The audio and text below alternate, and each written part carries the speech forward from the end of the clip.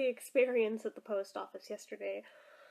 I think it's gonna be a while before I even attempt to ship anything internationally again. It was such a clusterfuck. Oh my god. Alright. So, as a lot of you already know, I had a huge custom order on my Etsy shop for 80 perler beaded coasters. If you're on my Instagram or my Tumblr, you no doubt already saw the photos of them all laid out and saw just how many that is and how big of an undertaking it was. It took me literally over a month to fill that order. So, okay. These had to go to Germany. I've never shipped internationally before. I wasn't quite sure what I was in for, but I had packed everything really well in a priority mail box before I ever got there. I figured I'm just going to buy my shipping and get the customs form, be good to go once I'm there. Shouldn't be a big deal. Except that it was, and it was like a 2-hour ordeal. Kind of impressive, given how tiny our post office is, and yet, I don't know if I just hit the worst time of the day or what, but first off, there was a humongous line, which not uncommon for here, given it's so tiny, and usually they have no more than 2 people working the counter at the time, even though there's definitely kiosks for up to 5. When I first got there, there was 3, but like, right around the time I would have gotten to the front of the line, the third lady, and the only one that spoke particularly good English, bailed. So, alright. I get up there, I have my package, and I ask, to get the postage on this, as well as get a customs form, because I didn't know which one I needed, and they said, okay, here, fill this out, go over there, and come back. Shouldn't have been a big deal. It's not hard to fill out a customs form, as I found out. I've never seen one before, but not hard to fill out. So, okay, I go over, I fill it out, and I figured I'd be able to come right back over. No. He's helping somebody else now, and he said, no, get back in line. The line was longer than it was when I first got there. And this time around, I swear to God, everybody around me in this part of the line smelled like they had been just bathing in perfume and cologne, and I was getting dizzy and ready to pass out from all of it. I don't do well around those things, and it was bad. And I was stuck in it for good 45 minutes there. It sucked. And I kept trying to, like, basically breathe through my mouth so that I wouldn't smell it and try to mitigate some of it that way. But that only made me hyperventilate and had a panic attack. And oh God, it was bad. And that was just the line. So I get back up there. And now there's another guy up at one of the kiosks. This guy, I swear, seems like he could have been raised on the Jersey Shore. Both the place and the show. Yeah, if that tells you anything about this dude. So, alright. I get up there, and he's acting helpful enough, and it's just like, oh, that's gonna be expensive to mail. That's gonna be like $70 to mail. And I'm thinking, I looked at the chart up on the wall. It should be like $45, not $70. But okay, whatever.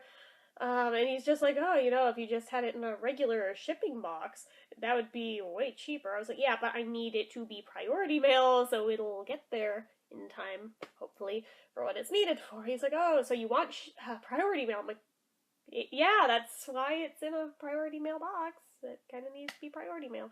So he's like, alright, well, if we use this slightly different shape box, that's also priority mail, it'll be $15 cheaper, which... okay, that sounds like a good deal, which is still more than I was intending on paying on shipping, but whatever, don't care, just want it done and over with. So I was like, alright. Didn't dawn on me at that point that this would mean having to open the box, empty out the box, and repack it in the new box. The difference, of course, was the shape that this box that was almost the same size was now skinnier this way, but longer lengthwise. And, oh my god, I had cut my bubble wrap to exactly fit the other box, and now it wasn't really fitting, and there was a long-ass line, and I felt rushed, and basically this ended up in everything getting crammed into the new box, all willy-nilly, and I'm basically just hoping and praying, oh, please don't let it all break in there. And I thought I had it somewhat good. It's about as best as it was going to get for that box. I hand it back after sealing it up, and he's just like, hey, they rattle in this box, they didn't rattle in the other one. And, oh my god. We have let a 5-year-old work the counter, oh my god. I'm just like, oh, please don't do that, can you mark it fragile? He was like, they're plastic, they're not fragile. Great. So basically, if these things make it there in one piece, it'll be a fucking wonder. And then he's like, yeah, it's probably just gonna get opened again by customs anyway. It's like, great. Not that there's anything wrong with them, there's no reason why they shouldn't pass through customs, but if they're as rough with them as this guy was, oh Jesus. Basically, this was not a pleasant experience. It was not a positive experience. At this point, I don't think I'm ever going to want to ship something like that internationally again. I would probably be hesitant to even send that large of an order of perler bead things domestically at this point, if that's how they treat these boxes at the post office, but good god, it was so effed up. I mean, I did my best to pack them in there safely, but I don't think it's gonna cut it, and it sucks. But, yeah, so I was really hoping that this was gonna be a takeaway where I'd be like, okay, that wasn't so bad. Maybe I'll open up my Etsy shop to international shipping, like I've considered doing forever. But now I'm like, okay, between the whole mess with having to take everything out of one box just to put it in another box, and the whole mess with just all of the things, oh my gosh. And apparently, for shipping, even with flat rate priority mail, you have to know the weight if you want to do it online. So I would have to go to the post office every single time, which, oh my god, I am not doing that. It's not happening. It is just not in the cards. So, alright. Unless I get a postal scale at home, which they're expensive, I found out. I'm still probably gonna buy one, but they're expensive. They're like $40 and up. But, yeah, unless I get one of those, it's just not even in the cards at all. Sorry, my nose itches. But, between all that, I'm like, probably the only things I would ever be willing to even attempt to ship again would be like, if I were sending some knitted stuff where I could chuck it in the box and not have to worry about it potentially getting broken by manhandling. Yeah. It just, oh, it was such a headache. I was not a fan of this. Hopefully, they will make it there in one piece. If any of them break, hopefully it won't be a lot of them.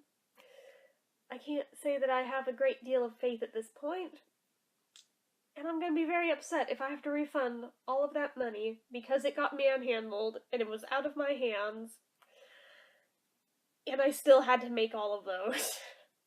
And use up all of those supplies and use up all of that time that I could have been doing other things with. I'm really hoping it's not going to come down to that, but who even knows. But yeah, I am definitely in no rush to try international again. I know I told you guys that I'd let you know how it went after this, so I'd know whether or not I want to open up giveaways to international or not.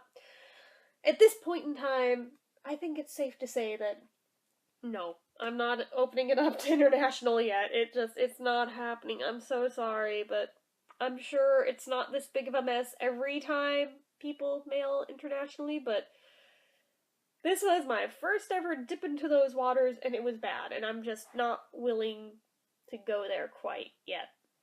Maybe after I try it a few times with other stuff, if I can get it down to a smoother science, maybe, but as of right now, oh my gosh, that was so bad. So bad. Oh my gosh, there has to be an easier way. If any of you guys know an easier way of shipping internationally, please explain it to me, because I would quite like to avoid that nightmare from being a thing again. That was just not fun. So, yeah, I think that's about all I have to say here. So I'm just gonna wrap this up.